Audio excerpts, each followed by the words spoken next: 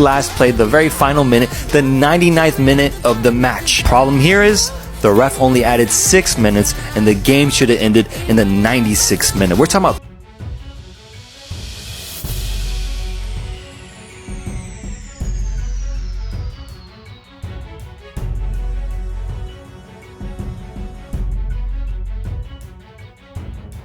Seluruh sepak bola internasional kecam wasit kontroversi di laga Timnas Indonesia versus Bahrain.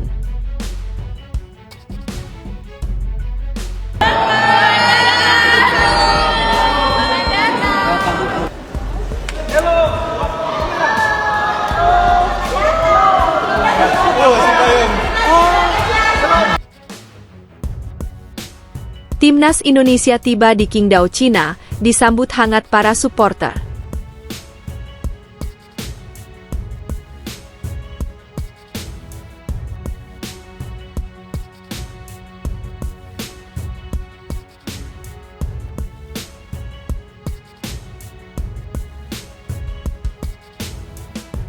Kevin Dix disebut sedang ngobrol dengan Erick Thohir, resmi perkuat Timnas Indonesia.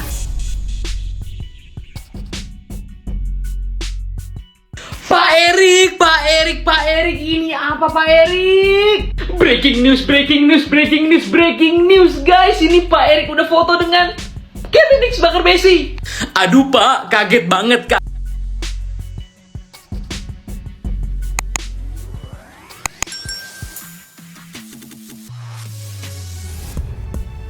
Seluruh sepak bola internasional kecam wasit kontroversi di laga Timnas Indonesia versus Bahrain. Kontroversi yang terjadi di laga Timnas Indonesia kontra Bahrain menimbulkan amarah yang luar biasa dari publik tanah air. Meski Timnas Indonesia tak kalah dalam pertandingan tersebut, namun hasil imbang 2-2 ini berasa seperti mengalami kekalahan. Bagaimana tidak kemenangan yang sudah di depan mata harus sirna hanya karena sosok wasit botak asal Oman membuat keputusan yang merugikan pasukan Garuda. Timnas Indonesia sebenarnya mampu mempertahankan skor 2-1 sampai menit ke-90 dan waktu tambahan hanya 6 menit, namun wasit tak kunjung meniup peluit akhir sampai menit ke-99. Bahrain mencetak gol lewat situasi bola mati. Tak lama setelah itu wasit mengakhiri pertandingan. Setelah wasit mengakhiri laga, pemain Timnas Indonesia tak terima dan mencoba mempertanyakan mengapa pertandingan tak diakhiri sesuai dengan menit perpanjangan waktu yang tertera. Di sisi lain, akun media sosial Timnas Bahrain justru menuliskan gol penyeimbang yang dicetak Muhammad Mahron di menit ke-6 injury time babak kedua, atau pada menit ke-96. Padahal sudah jelas-jelas gol itu tercipta di menit ke-6 injury time babak kedua alias lebih 3 menit dari jatah tambahan waktu yang diberikan oleh wasit. Sontak saja hal ini membuat amarah netizen tanah air semakin membeludak. Tak hanya itu saja, sorotan-sorotan dari berbagai media pun bermunculan. Tak hanya dari media-media Asia saja, media dari Eropa juga ikut mengecam apa yang dilakukan wasit tersebut. Media Eropa seperti ESPN juga ikut menyoroti kejanggalan tersebut. Menurut media tersebut, wasit asal Oman sudah berhasil merampok kemenangan di depan mata skuad Garuda. Tanya itu saja salah satu media terbesar di dunia, yaitu 433 ikut mengangkat kontroversi pertandingan Bahrain melawan Timnas Indonesia tersebut lewat postingan Instagramnya. 433 menyindir kontroversi gol yang diklaim Bahrain dengan hitungan-hitungan memakai nomor punggung Romelu Lukaku 90, Xavi Hernandez 6, kemudian bawahnya ada Ronaldo dengan nomor punggung 99. Sontak saja postingan tersebut pun langsung diserbu warganet tanah air. Mereka mendukung jika media-media besar seperti 433 harus menggaungkan keadilan meski Timnas Indonesia tak berhasil meraih kemenangan. Dukungan-dukungan dari negara-negara tetangga Asia bahkan Eropa terus mengalir untuk tim nasional Indonesia agar mendapatkan keadilan yang sebenar-benarnya.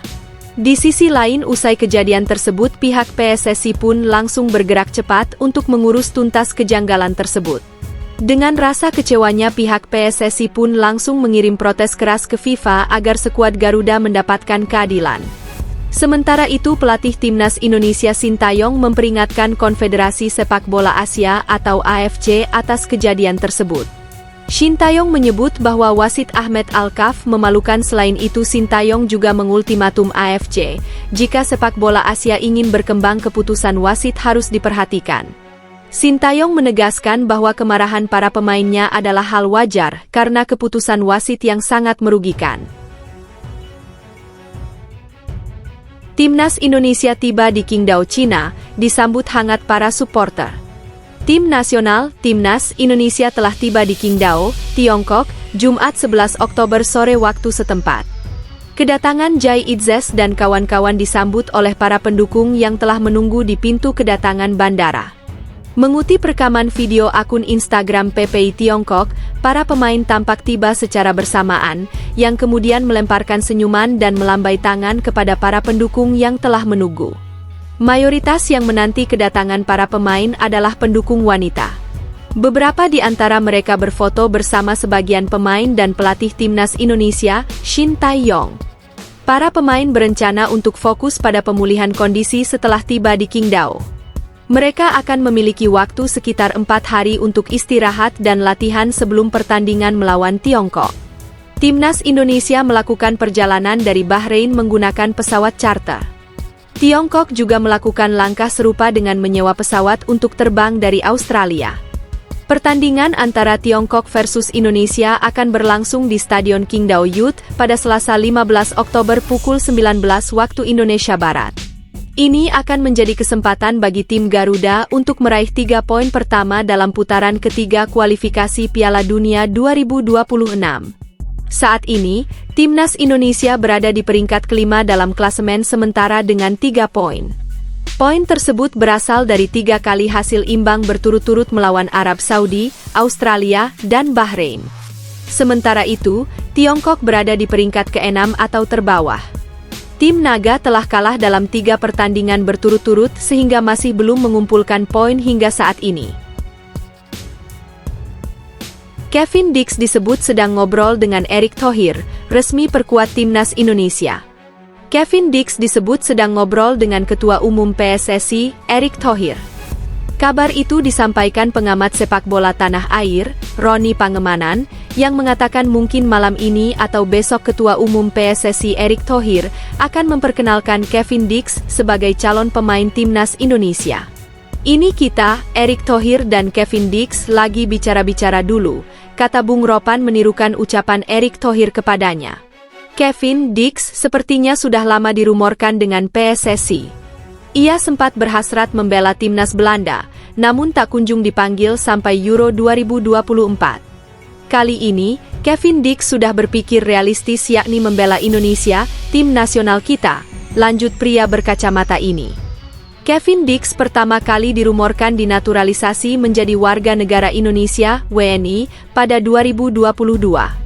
Saat itu, ia direncanakan menjadi gerbong pertama pemain era Shin-taeyong yang dinaturalisasi bersama 3 nama lain, yakni Sandy Walsh, Jordi Amat dan Mees Hilgers.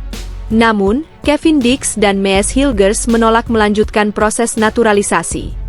Menurut anggota Exco PSSI saat itu, Hassani Abdul Ghani, Kevin Dix dan Mees Hilgers batal menjalani proses naturalisasi karena terhalang restu orang tua. Berselang 2 tahun, Mees Hilgers akhirnya bersedia membela Timnas Indonesia. Bek FC20 itu resmi menjadi WNI pada Senin, 30 September 2024. Sementara Kevin Dix juga kencang dirumorkan menjadi pemain selanjutnya yang menjalani proses naturalisasi menjadi WNI. Tanda-tanda awal dibocorkan pelukis atas nama Zulham Subari. Dalam isi percakapan yang dibocorkan Zulham Subari, Kevin Dix mengaku akan terbang ke Jakarta dalam waktu dekat. Benar saja, pesepak bola 28 tahun ini tiba di Jakarta pada Kamis, 10 Oktober 2024 sore waktu Indonesia Barat. Jika benar segera menjalani proses naturalisasi, ex-pemain Fiorentina ini kemungkinan menjalani debut saat Timnas Indonesia menjamu Jepang di matchday kelima Grup C kualifikasi Piala Dunia 2026 zona Asia pada Jumat, 15 November 2024.